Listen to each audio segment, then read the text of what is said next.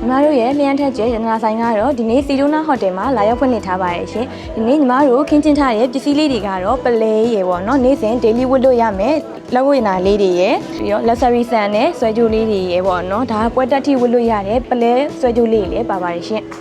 ညီမခုပြပေးထားတဲ့ပလဲဆက်လေးကတော့ spinner ကိုမှအကိုရပလဲလေးနဲ့ပလဲဆက်လေးပြပေးထားပါရဲ့ရှင် spinner နဲ့အကိုရပလဲဥစ္စာလေးကတော့ညီမတို့ဆိုင်ရဲ့လူကြိုက်များဆုံး item တစ်ခုဖြစ်ပါရဲ့ရှင်ကိုရမတွေက customize လုပ်ချင်နေဆိုရင်လည်းပလဲနဲ့ကြောင်မျိုးစားပေါ်မှာမူတည်ပြီးတော့ဈေးနှုန်းလေးလည်းအသင့်တင်ရှိပါတယ်ရှင်ညီမပြထားတဲ့အခုနဂတ်လေးကတော့ပလဲနဂတ်လေးပါရှင် daily ဝတ်ဖို့အတွက်အရန်ကိုအသင့်တော်ဆုံးနဂတ်လေးပါရှင်တခြားနဂတ်ဇိုင်းလေးလည်းအများကြီးရှိပါတယ်ရှင်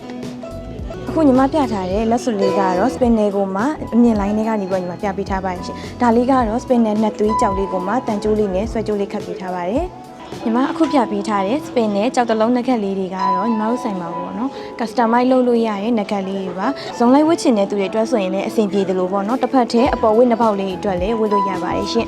အခုပြပေးမယ့်ဒီဇိုင်းလေးကတော့ညီမတို့ spin နဲ့နှဆွဲလေးပါရှင်ဈေးလေးကလည်းတင်းတင်းနဲ့အရန်ကိုလူကြိုက်များတဲ့ spin နဲ့နှဆွဲလေးကိုပြပေးထားပါတယ်ဒါလေးကတော့ spin နဲ့စိန်ကိုမှသူကနှကောက်ပုံစံလေးလုပ်ပေးထားပါတယ်ရှင်